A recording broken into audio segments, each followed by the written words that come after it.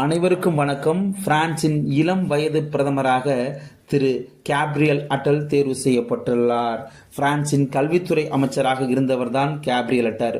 34 வயதாகும் இவர் பிரான்சின் இளம் பிரதமர் என்ற பெயரை பெற்றுள்ளார்.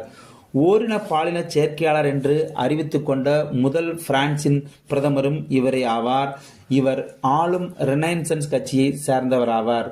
தீவிர வலதுசாரி கொள்கையை புகுத்தி வரும் இவர் பள்ளிகளில் மதச்சார்பின்மையை புகுத்துவதற்காக பர்தா எனும் நீல அங்கிகளை தடை செய்துள்ளார்.